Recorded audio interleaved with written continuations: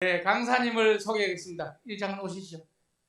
이 강사님은 김덕한 교수님인데 동양대학교 오래 계시다가 요새 진주의 경상대학에 있어요. 경상대학. 그 초빙대에서 요새 그리 옮기셨어요. 저하고 관계도 있고 또 여러분에게 좋은 얘기도 하실 것 같고 중국학 박사예요. 중국에 대해서는 정말 많이 아세요. 같이 여행을 갔었는데 중국에 대해서 많이 들었고 오늘 또 새로운 이야기를 여러분에게 들려주실 겁니다. 김덕환 교수님 박사님이십니다. 네, 안녕하세요. 네, 잘 계셨습니까? 네, 반갑습니다. 방금 소개받은 김덕환입니다. 방금 군 선생님이 말씀하셨다시피 제가 영주에 오랫동안 살았습니다. 그러다가 한 3년 전에 진주 내려갔는데 혹시 진주 아세요? 가보신 분 있습니까? 네, 혹시 진주 하면 제일 생각나는 거 혹시 있으세요? 척성루, 네, 좋습니다. 영주하면 제일 생각나는 게 뭡니까? 부석사, 소백산, 네네. 오늘 제가 말씀드릴 내용은 가야의 비밀을 찾아서 하는 그런 제목을 가지고 왔습니다. 그렇게 해서 이제 경남의 어떤 정체성이나 경남 정신을 연구하려고 하니까 경남의 역사에서는 시대적으로 볼 때 제일 먼저 찾아야 될 것이 이제 가야 들어보셨죠, 그죠? 그래서 경남 지역은 가야 문화권이기 때문에 그래서 이제 가야 이야기를 오늘 좀 드리려고 합니다. 아마도 여러분들이 이미 많은 내용 부분들은 들어서 알고 계시겠지만 또 TV에서도 이런 강연들이 많이 있어서 알고 있을 텐데 TV에서도 미처 하지 못한 이야기, 아직 연구되지 않는 부분 이런 것까지 좀 비밀스러운 이야기를 그렇게 비밀은 아닙니다만은 오늘 말씀을 좀 드릴까 합니다. 여러분들이 경남에 내려가실 때에 알고 보시면은 가야 문명에 대해서도 상당히 많이 공부를 하실 수 있을 겁니다. 지금 현재 이제 이 사진에는 없습니다만은 경상남도 마산 옆에 함안이라고 하는 곳이 있는데 저도 가서 깜짝 놀랐습니다. 학교 다닐 때 가야에 대해서 뭐 배운 게 없는데 별로 기억이 없는데 함안이라고 하는 곳에 그 마리산이라고 하는 산이 있는데 거기서 엄청난 양의 그 고분 옛 무덤들이 발굴이 되었고 그 이제 가야 고분이 발굴이 되었는데 우리 경주 고분만 알고 있었는데 그 가야 시대 때의 고분이 물론 고령에도 일부 있고 몇 군데 있습니다만 가야에서 함안에서 대단위로 발굴이 됐습니다. 거기가 함안군 가야읍인데 그래서 아마 작년도에 세계문화유산 신청을 해놓고 아마 올해 문화유산으로 지정이 안 되면은 내년도에는 지정이 될 것으로 예상이 되는데 혹시 여러분들이 기회 있으면은 함안 마리산 고분 하는 걸 꼭 한번 가보시기를 추천드립니다. 지금 여기 사진에 보이는 곳은 제가 가야 하면 그래도 제일 먼저 생각나는 곳이 어디겠습니까? 그렇죠.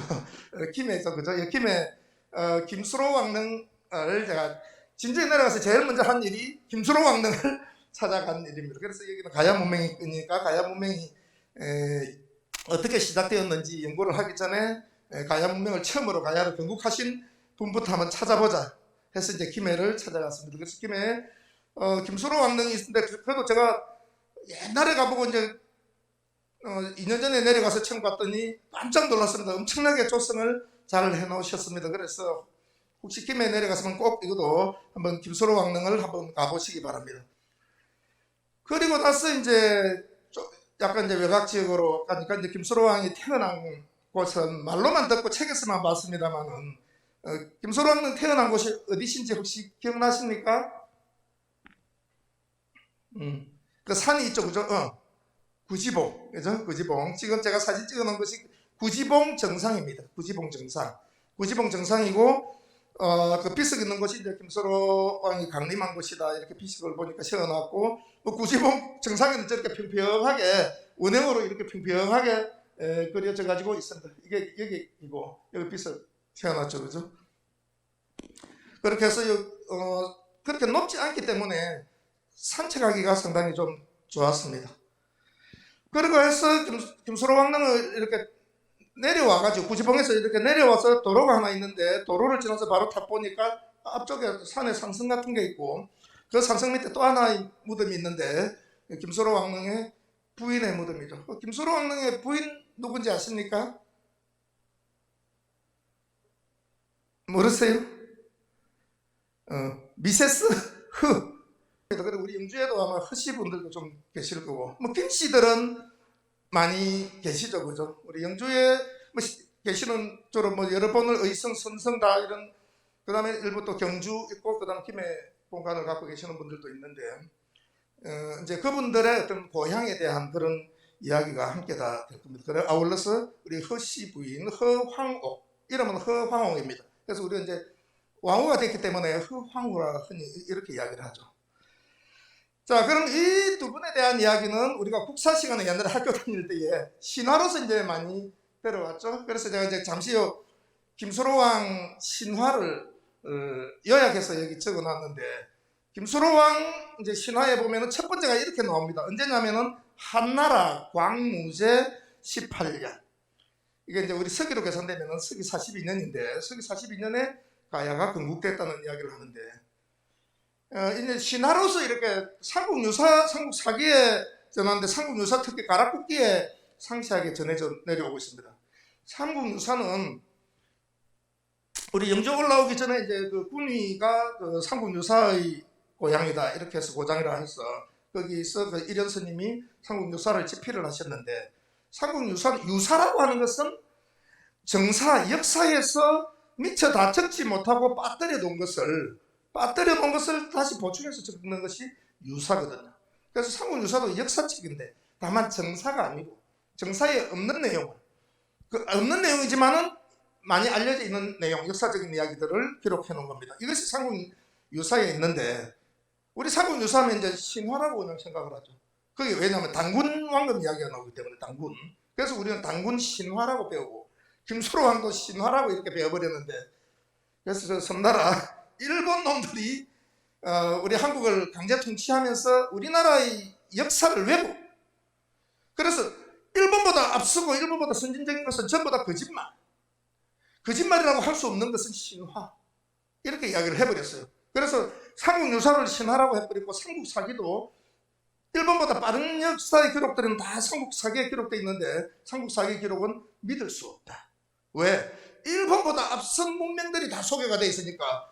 한국이라고 하는 나라는 일본의 식민 지배를 받아야 되기 때문에 일본보다 나라가 앞설 수는 없다라고 하는 것을 대전제로 세워놔서, 그래서 특히 가야는 일본이 경남 지역을 지배를 했다 해서 임나 일본부라 해서 일본의 속국이 이미 우리나라 남부 지방에 있었다라고 하는 것까지도 이제 일본에서 역사를 왜곡을 하면서, 이런 가야 문화 김수로왕과 같은 이야기를 전부 신화로만 해서 저기 뭐 뜬구름 같은 이야기들만 알고 있었는데, 근데 제가 아까 역사를 잘 봐라는 것이 서기 42년에 가야가 건국되었다라고 이제 삼국유사에 기록되어 있습니다. 일현 스님이 아무 근거 없이 42년에 뭐 했다 이렇게 이야기할 리가 없지 않습니까? 만약에 지어내려고 하면 연도 같은 걸 정확하게 지어내지 않는데, 그래서 요 이제 한나라 광무제 요 말이 굉장히 중요하고, 서기는 42년에 이런 이야기가 나오죠. 그래서 내가 하늘로부터 명령을 받았는데 너는 나라에 왕이 없다며. 그래서 내가 좀 내려가서 갈 테니까 나를 맞이하라 뭐 이렇게 이야기하니까, 그럼 그냥 나를 맞으면 안 되니까 왕을 맞이하는 좀 춤도 치고 환영식을 좀 거창하게 해라. 그 노래 뭐 부르면 될까? 그래서 노래를 그부가 머리를 내어라, 뭐 내밀지 않으면 구워 먹겠다, 이런 이제 노래를 부르면은 내가 쫙 출연하겠다. 구지봉이거든, 그죠? 그렇게 해서 이제 내려왔는데 6개 알이 있었고, 그 6개 알 중에서 첫 번째 부하해서 난 사람이 머리 숫자 이슬로자는 노출하다 할 때 나타나다는 뜻도 있거든요. 그래서 제일 먼저 태어났다 해서 수로라고 이름을 했고, 나머지 아래서 태어난 사람들도 전부 다 각 지역의 왕으로 봉했다. 그렇게 해서 가야는 6개의 이제 나라로 구성이 돼서 육가야가 형성이 됐다라고 하는 것을 뒤에 이제 뒷받침해주고 있는데, 이런 기록이 있습니다. 자, 그렇게 해서 이제 그 맞은편에 가면은 허황옥의 무덤이 있는데, 허황옥의 또 무덤에 가지고 어느 날 갑자기 또 부족장들이 모여서, 우리 이제 김수로 왕이 됐는데 장가를 보내야 되는데 아내가 없어. 그래서 어디 중매를 좀 넣어야 되겠는데 하니까 김수로 왕이한테 뭐 중매 넣지 마라. 옛날에 내가 사귀던 사람이 있다. 이제 이렇게 되는 거죠. 그렇게 해서 지금 사귀는 사람이 어디 있어요? 지금 저기 바닷가 가봐. 바닷가 가면은 좀 있으면은 그녀가 올 거야. 뭔가 예견을 하듯이 이제 김수로 왕이 이야기를 한 것이죠. 부모님이 꿈속에 꿈에 나타나서 꿈을 꾼데 꿈에 나타나기를 하늘이 김수로 왕을 내려보냈으니까 네 배필은 거기 있다. 그래서 저기 한국에 그쪽 가면 가야라고 하는 나라가 있는데 거기 가면은 너희 배필이 있다. 이렇게 이제 꿈속에서 현몽을 하듯이 이야기를 했다는 거죠. 그래서 부모님이 배에 태워서 보내서 내가 왔다. 그렇게 해서 이제 두 분이 만나서 결혼해서 황후가 됐다라고 이제 삼국유사에 기록이 되어 있고, 지금도 부산에 가면은 이제 그 허황후가 도착한 곳이 그 부산 강서구 송정동에 그 당시 배가 도착한 곳이 유적지가 남아 있고, 올 때에 이제 풍랑을 피해라고 풍랑을 불어도 이제 배가 난파되지 않도록 그걸 좀 수호해달라고 갖고 온 신비한 석탑이 있었는데, 그 돌로 된 거, 그 파사 석탑을 싣고 왔다. 그래서 아까 사진에 보시면은 그 석탑이 이게 파사 석탑입니다. 지금 그 허황후 그 왕릉 바로 앞에 가면은 저 석탑이 있는데, 이걸 연구자들이 가져가서 돌을 지금 현대과학으로서 증명을 해보니까 분석을 해보니까 이게 우리나라에서 나지 않는 돌이다. 그리고 저 돌 성분은 인도에 있는 돌 성분하고 동일한 것으로 이미 밝혀졌습니다. 그래서 삼국유사의 기록이 거짓이 아니다. 그리고 허황후를 모시고 한 20명이 왔는데, 허황후를 모시고 왔던 20명이 왔는데 그 오빠도 함께 모시고 왔어요. 오빠가 이제 자기 여동생을 시집 가니까 너무 나라에 남의 나라에 멀리 외국에 시집 가는데 오빠가 수용해가지고 왔죠. 그 오빠 이름이 장류입니다. 스님인데 장류거사. 이 장류거사가 수행을 해가지고 왔어요.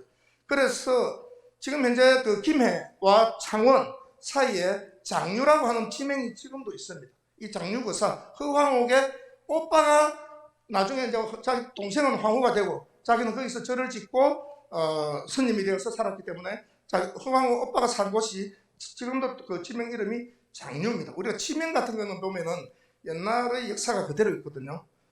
그러니까 참 신기하다라고 하는 것은, 이게 그러니까 삼국유사의 기록이 신화로 지어내긴 이야기인 것 같으면은 저 돌이 돌 분석해 보니까 저게 부석산 밑에 있던 돌이더라, 영주에서 가져왔더라, 이렇게 되면은 삼국유사의 모든 기록이 거짓말이 되잖아요.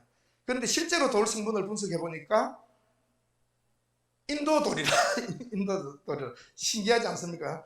그럼 이제 진짜 인도에서 왔을까? 그럼 허씨는 다 인도 사람이네, 이제 이런 의문이 우리가 들겠고, 그럼 김수로 왕은 하늘에서 내려왔으면은, 아래서 태어났으면은 이 김씨들은 전부 다 선조가 다 아래서 나왔는. 자, 우리가 이제 이런 거는 탄생 신화, 건국 신화 같은 경우에 아래서 선조가 태어났다는 것을 우리가 난생 신화 이렇게 이야기를 하고, 그 다음에 하늘에서 내려온 사람도 바로 있어요. 우리 그 당군왕건천 환웅에게 명해서 네가 인간 세계를 다스려라.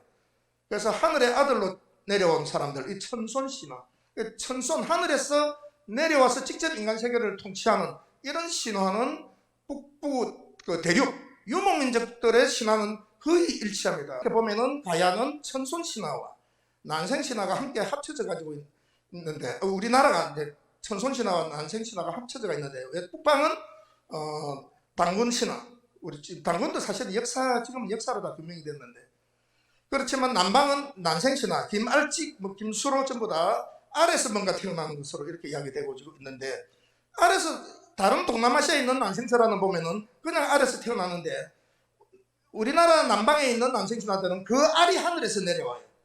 알이. 그래서 알이 하늘에서 내려와서 탄생하니까 이거는 천손신화 플러스 난생신화가 함께 들어있다. 그래서 한국의 남방 지역은 대륙문화와 남방문화가 함께 혼합되어 가지고 있는 지역이다, 이렇게 이야기를 할 수도 있습니다. 그래서 실제로 또 이것도 요즘 현대과학이 또 발달하니까 대한민국 국민의 유전자를 검사를 해보니까, 유전자를 검사를 하니까 60%는 몽골 계통하고 중앙아시아 계통하고 똑같고, 우리 유전자가 40%는 인도 남부 동남아시아하고 똑같다. 그래서 우리 한국인의 유전자는 두 가지로 구성되어 있답니다. 하나는 대륙 중앙아시아 유목민 피와, 그 다음에 동남아시아 남아시아의 그 유전자가 함께 결합이 돼 가지고 있는 것으로 분석이 되어 가지고 있습니다. 김알치와 김수로는 친형제가는 아니고 거의 사촌 뭐까지다. 같은 집안이다. 그리고 둘이 같이 왔다. 이제 이렇게 이야기가 규명이 되고 있습니다. 그렇게 해서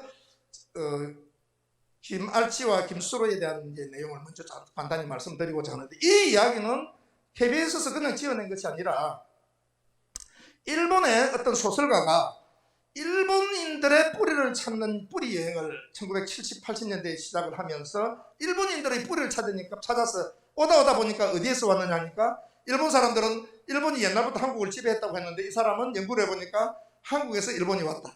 일본 사람들이 한국에서 왔다. 이게 이제 증명이 된 거예요. 그래서 찾아서 자기 선조를 찾아서 오니까 어디까지 왔냐면 가야까지 온 겁니다. 가야에 와서 아까 구지봉까지 간 거죠. 구지봉에 와서 보니까 한국은 죄다 김씨야. 그래서 일본의 선조를 찾아서 한국에 왔더니 한국의 그 선조들은 전부 다 김씨들이고, 그럼 이 김씨들은 어디에서 왔는가? 다시 뿌리를 찾아가니까 중국으로 건너가게 되었습니다. 이것이 이제 소설로 나오고 나면서 우리가 한국에서도 알려지면서 많은 학자들의 관심을 받게 되었는데, 한국에는 여러분들 조선 말기에 그 유명한 서예가 추사 김정희 선생이 있었습니다. 아시죠? 그죠? 추사체 유명한 금속학 서예뿐만 아니라 금속학에서 대단히 유명한 분입니다. 이분이 이제 각 금속학들을 이제 비석 비문 이런 것들을 전부 다 조사하면서 우리 역사의 근원을 많이 찾곤 했는데, 경주에서 느닷없이 웬 비석이 한다 비석 쪼가리가 떨어져서 기퉁이가 발견이 됐어요. 그래 무슨 소리인지 모르겠다. 추사 김정희 선생한테 연락이 왔고, 추사 김정희 선생이 가서 그걸 탁본을 떠서 갖고 와서 그걸 해석을 하고 깜짝 놀랐는데, 그 비석의 문무왕 비문이었어요. 문무왕에 대한 비문인데, 문무왕 비문이 일부 깨져버리고 온전치 않았는데 그 깨진 부분에 조각이 나타난 겁니다. 그래서 그 깨진 조각의 부분과 원래 있던 조각을 붙였어. 그래도 글자가 많이 이렇게 뭉개진 글자도 많이 있었습니다만은 그거는 제외하고 남아있는 글씨만 가지고 분석을 해보니까 문무왕 신라의 왕들의 선조가 느닷없이 여기 투후의 후손이다라고 하는 말이 나 있어요. 투후. 그래서 추사 김정희가 투후가 뭐냐? 투라고 하는 것은 지명 이름이고 후라고 하는 것은 제후 후자인데, 투라고 하는 땅의 제후였는데 이 제후가 우리의 선조다라고 문무왕이 자기 비문에 내 선조가 그렇다 이렇게 이야기해놨어요. 그래서 추사 김정희가 이 투후가 뭔지를 자기가 조사를 해보니까 투후가 중국 한나라 때의 제후의 이름이었던 거죠. 그래서 중국 한나라 보니까 후한스에 투후 김일제 열전이 있는데 열전이 있어요. 그래 보니까 그게 첫 마디가 김일제는 흉노족이다 이렇게 나와요. 흉노의 왕자다. 추사 김정희가 깜짝 놀랐습니다. 그리고 추사 김정희가 기록에 나기를 나는 흉노의 후예란 말인가. 더 이상 증명을 못하고 그렇게 해서 죽고 역사에 묻혀졌죠.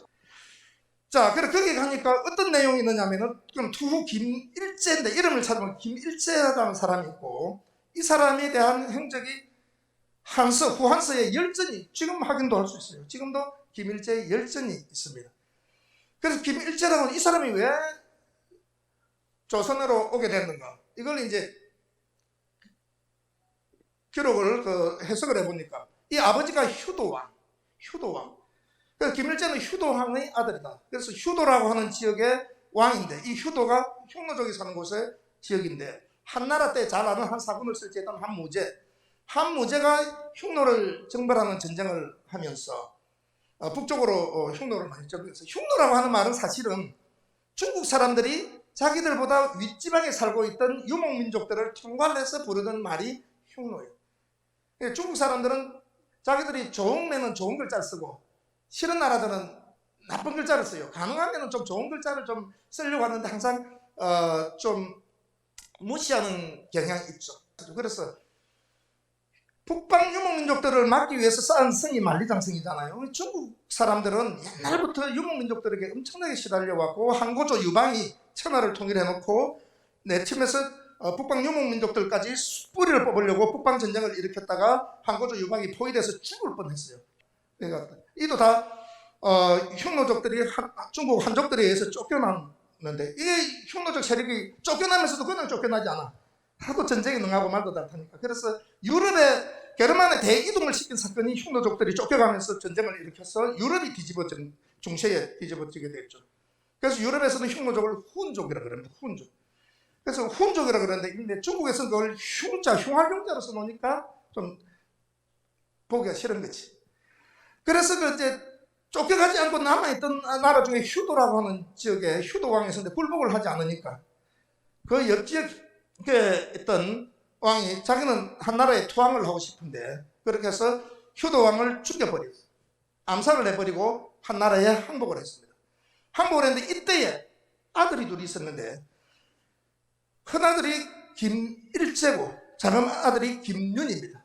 그리고 엄마가 있는데 엄마가 이름이 알씨입니다. 알씨. 요 알씨, 이 알씨 우리 김알씨 할 때 알씨 이게 이제 흉노족들이 왕후에게 붙이는 명칭이에요. 왕후에게. 김알씨가 알에서 났다고 알씨가 아니고 알씨가 아니고 알씨 밑에서 났다. 저거 엄마를 알씨라 그래. 알씨. 흉노 말로. 그렇게 해서 엄마하고 함께 포로로 잡혀 들어옵니다. 요 기록이 역사에 그대로 기록이 됐어요. 포로로 잡혀 들어왔는데 중국에 포로로 잡혔는데 얘가 이제 포로로 잡혀왔으니까 그 신분이 낮죠. 남의 나라 노예살이랑 비슷하죠. 그래서 그게 흉노족들이 말을 잘 키우니까 마법군, 말 키우는 직장을 하고 있었는데 한무제가 정벌전쟁을 하도 많이 펼치고 하다 보니까 적들이 많지. 내부에서도 적들도 많고 그래서 어느 날 한무제가 암살을 당하게 됐어요. 암살당하는 장면을 이 김일제라고 하는 사람이 발견을 해서 한무제의 목숨을 구해줍니다. 그래서 한무제가 엄청나게 감사하게 되죠. 야, 네가 내 목숨을 구해줬구나. 보니까 굉장히 뛰어나고 준수하고 영모도 준수하고 역량도 뛰어나다. 그렇게 해서 일종의 호위무사로 발탁을 했어. 한무제를 옆에서 평생을 지키더라고. 나중에 한무제가 죽을 때는 제후에 봉하면서 투라고 하는 지역에 너를 제후로 봉합니다. 그래서 투후라고 하는 제후가 되었습니다. 그 지역이 어디냐면은 지금 산동성 지역입니다. 그래서 그때부터 산동성을 너는 다스려라. 산동성의 왕으로 봉하고 너는 얘들이 포로로 잡혀올 때 집에마다 금불상 같은 걸 가지고 있어요. 금불상. 금인, 금금자로 만들고 사람인자. 금으로 만든 신을 모시고 있던데 제사도 잘 지내고. 그래서 너희 민족들은 금을 신으로 모시니까 금으로 만든 상을 이거에 대해서는 이제 그게 불상이라고 하는 학자도 있고 제가 볼 때도 불상에 가깝다 이렇게 보여집니다. 그래서 금불상을 모시고 있었기 때문에 금시성을 내린다. 해서 이제 그때부터 김씨가 됐다.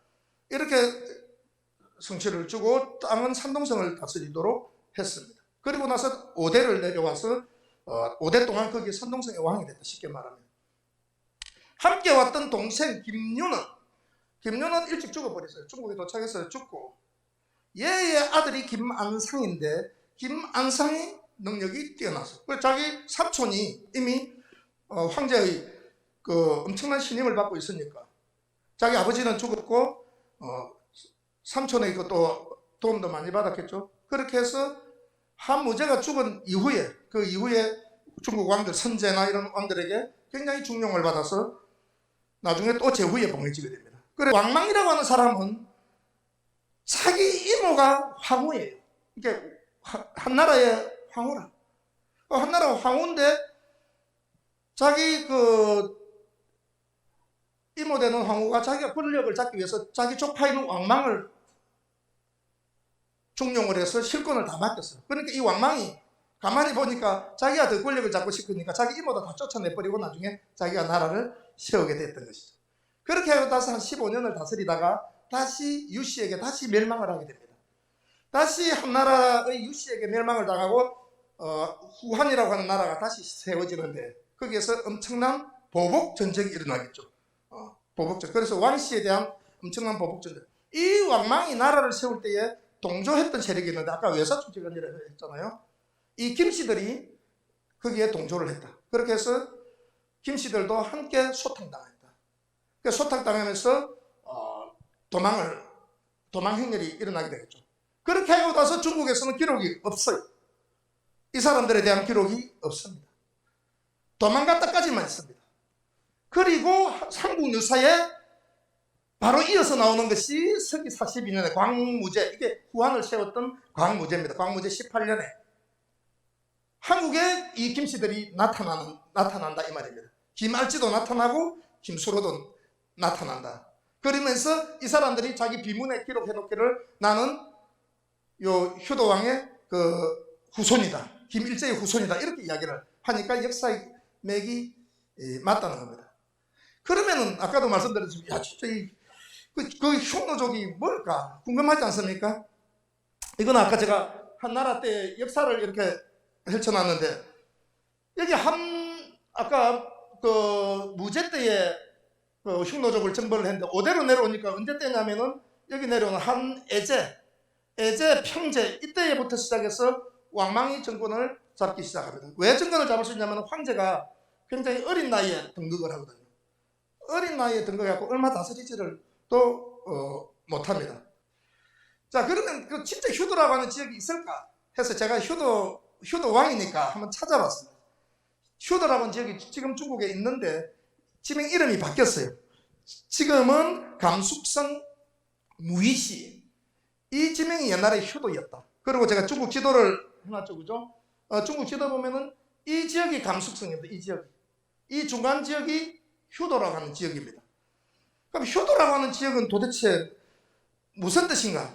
효도라고 하는 뜻이 중국어 사전에 나옵니다. 지금도 중국 사전에. 효도가 무슨 뜻이냐면은 붓다의 음력이다 이렇게 나오고 있어요. 붓다. 그래서 효도하고 같은 뜻으로 부도 또 같은 뜻은 불타 이게 같은 뜻이다 이렇게 나오고 있어요. 우리가 혹시 중국어를 좀 혹시 배워본 게 계시나요?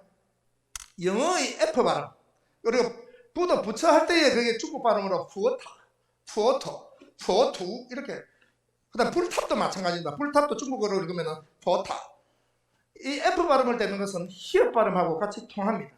효도는 F 발음하고 똑같아서 포투 이렇게 되는 거죠. 효도는 부처님 할 때 불타하고 똑같아. 그래서 이 동네 이름이 부처님 동네라. 불타 동네 이름이. 그러면 이야기가 맞죠? 이 사람들이 모셨던 금인은 금불상이었을 가능성이 크고 신라가 왜 불교의 나라가 됐는지를 쉽게 금세알 수가 있는 겁니다. 이 사람들은 원래부터 금불상을 모셨던 민족이다. 그래서 이제 이 금불상인지 아닌지에 대해서는 좀 더 연구가 필요합니다만 상당히 근접하고 있다. 그러면은 중국 사람들은 이 사람들을 흉노라고 무시했지만은 알고 보니까 금불상을 모셨던 민족인데 다만 중국 사람들이 흉노라고 했을 뿐이지. 그 민족이 그럼 이 금불상을 모셨던 사람이 인도에서 갑자기 왔는가 어떻게 됐는가 이것도 다 상당히 좀 궁금할 수 있지 않겠습니까? 그런데 마침 아까 허황옥에 대한 기록을 보면은 아유타국에서 왔다는데 허황옥가 인도에서 옛날에 그 배를 타고 여기까지 건너왔을까? 그리고 아까 불탑 파사스탑이 인도에 있는 돌멩이하고 똑같아요. 그리고 허황옥 왕릉 앞에 있는 게 쌍물고기 물고기 두 마리 있는 거. 이 물고기 두 마리가 수호신 평화의 신 이런 쌍물고기 문양을 가지고 있는 것이 인도에 가면 늘렸어요. 그 인도에서 온 거는 맞구나. 그런데 인도에만 있는 것이 아니라 중앙아시아에서부터 있고 그 다음에 중동 지역에서부터 이란 지역에서부터 이 쌍물고기가 나타납니다. 이걸 고려대학교 명예교수인 김병도 교수가 허황옥의 루트를 찾아서 해가지고 이 쌍물고기 문양이 있는 지역의 민족들을 싹 조사하니까 이란 지역에서부터 시작해서 중앙아시아를 거쳐서 인도를 통하고 일부 중국을 거쳐서 우리나라까지 가야까지 내려오고 있는 것이죠. 그리고 허황옥의 묻은 묘지에 희한하게 보주태우라는 명을 붙여놓고 있어요. 보주태우. 그럼 이 보주는 어딘가? 이렇게 해서 이거는 이제 김병모 교수가 밝혔는데 이 또 가니까 중국에 보주라고 하는 곳이 있어요. 중국에 지금 가서 보니까 중국에 어디에 가니까 지금 사천성 자양시 아나켄이라고 하는 곳에 가니까 보주라고 하는 곳이 있고 여기 가니까 지금도 허시들이 살고 있는 거예요. 허시 사당이 있고 아까 효도 지역에 갔더니 거기에 김씨촌이 있어요. 지금도 김씨들이 살고 있어. 그러니까 지금 안 살고 있으면 거짓말일 텐데 지금도 살고 있고 사천성 자양시에 가니까 허씨 마을들이 있는 겁니다. 그렇게 해서 김병로 교수가 밝히기를 여기 아시리아라고 하는 곳에서 보니까 쭉 보니까 쌍물고기 문양을 쓰는 민족들이 쭉 이동을 하면서 요 지역까지 형성이 돼가지고 있더라. 이것을 이제 밝힌 것이죠. 자, 이게 그러면은 왜 가능할까?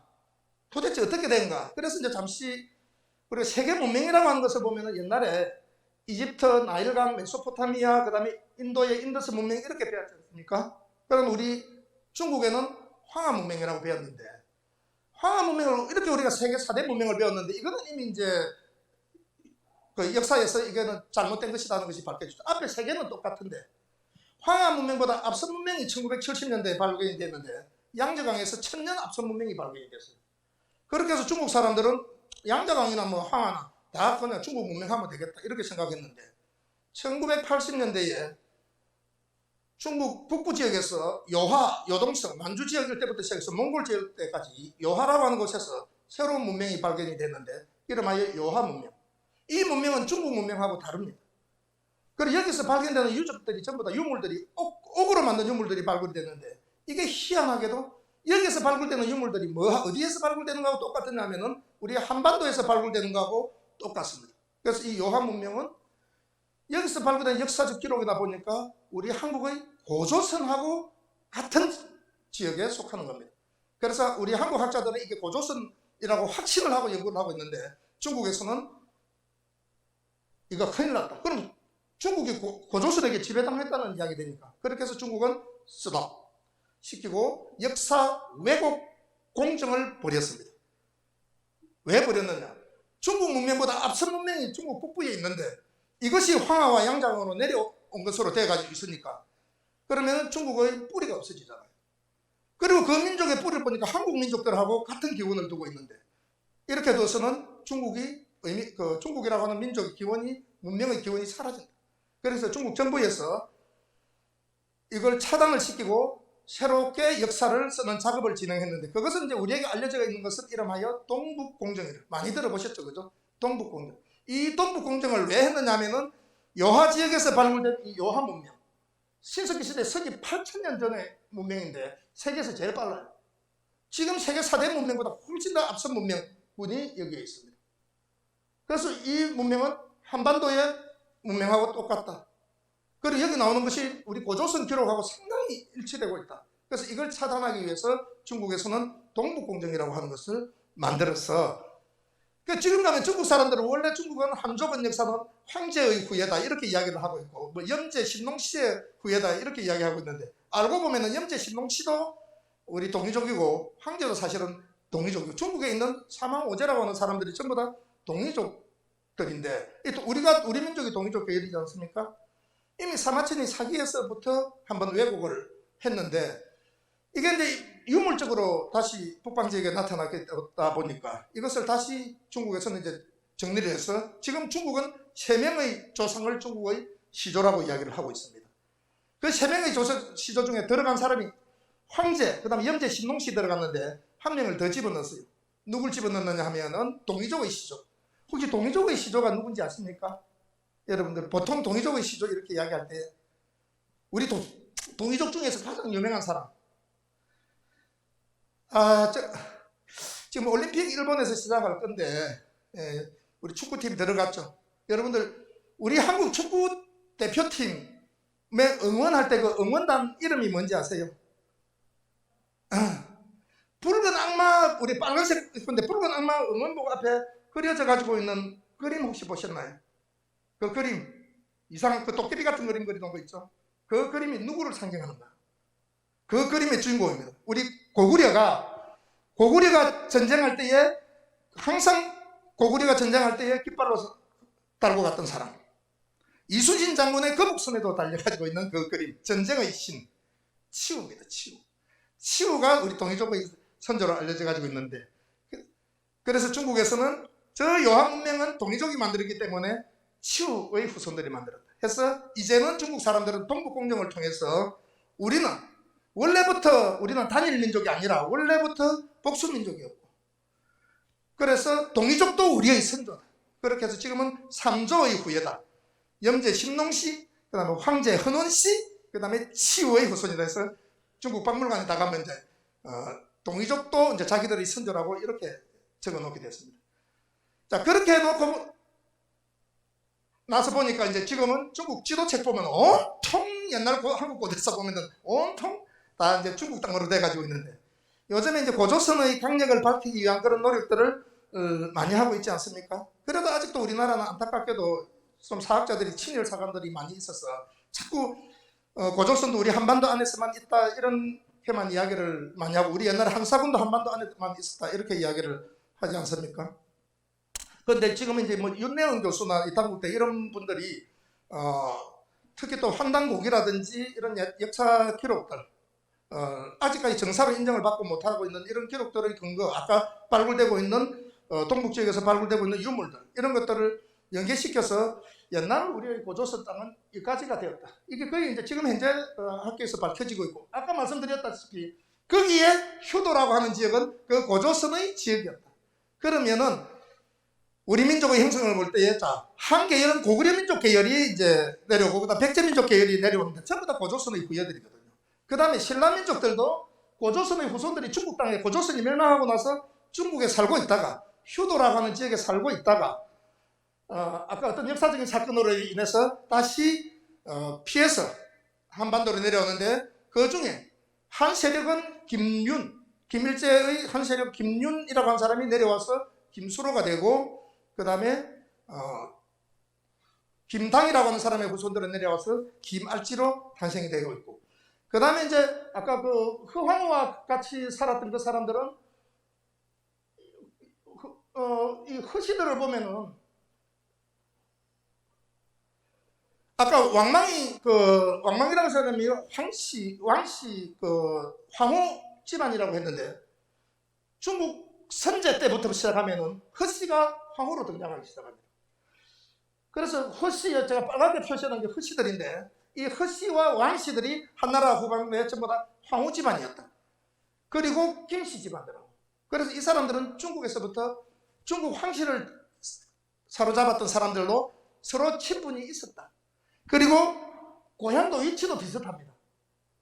위치도 여기 아까 보면은 요 감숙성 여기가 효도 김일제 후손 지역이고 그 다음에 김윤이라고 하는 사람의 지역은 바로 옆에 섬서성 여기를 제후로 봉했고 김일제 후손들은 여기 산동 김당의 후손들은 산동성에 있었고 그 다음에 허황우의 집은 바로 요 사천성 요 하고 다 붙어 있습니다. 그래서 상당히 지역적으로도 비슷하게 붙어가 있습니다. 그래서 아마 중국에서부터 서로 교감이 이미 있던 상태에서 김수로가 먼저 건너오고 그 다음에 허씨도 그 이후에 함께 건너왔을 것이다. 이렇게 이제 정리를 할 수 있을 것 같아요. 그렇게 해서 이제 앞으로 좀 더 저도 관심을 가지고 이제는 중국도 탐방을 할 때에 이제 지금 이미 허황우의 루트도 많이 밝혀져 있습니다만은 좀 더 이제 정확한 증거들을 뭐 소설만 쓸 수가 없지 않습니까? 방금 제가 이제 중국 황실의 계보도 이런 거는 제가 찾은 자료입니다만은 아직도 체계화되지는 않았습니다. 그래서 이 자료들 좀 더 제가 규명을 해서 저희 뿌리도 확실히 찾기도 하고 그 다음에 신라, 가야의 어떤 그런 문명의 뿌리도 이런 것들을 통해서 찾을 수 있을 것 같습니다. 그래서 앞으로 이제 그렇다고 해서 김씨나 뭐 이 허씨나 경주 김해 이런 거를 본관으로 가는 사람들이 우리 흉노라고 중국에서는 표현을 했지만은 흉노라기보다는 우리 고조선의 그 예강역에 살고 있던 그 민족 고조선이 멸망을 하고 그 민족들이 부도라고 하는 그 주로 아마 불상을 숭상했던 그 지역에서 살면서 자연스럽게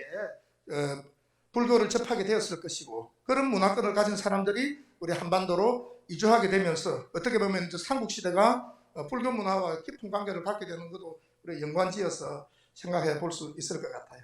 그렇게 해서 좀 여러분들도 무작정 우리가 그 뭐 흉노의 후예다 이렇게 부정해서 살 것이 아니라 거기에 충분히 역사적 근거를 찾으면서 그 다음에 그 사람들의 그 흉노라고 하는 사람들의 그 흉노는 아까도 말씀드렸다시피 중국 북방 지역에 있던 사람들을 범칭해서 중국에서 무서우니까 흉할 흉자를 썼을 뿐이지 그 민족들은 상당 부분이 원래 우리 민족인 고조선 그 다음에 아까 말씀드렸던 그 고조선의 지역이 중국의 북부 지역에서 우리가 옛날부터 터전을 잡고 살았다. 이렇게 이제 정리를 할 수 있을 것 같습니다. 시간이 살짝 초과했는데 혹시 뭐 질문사항 있으십니까?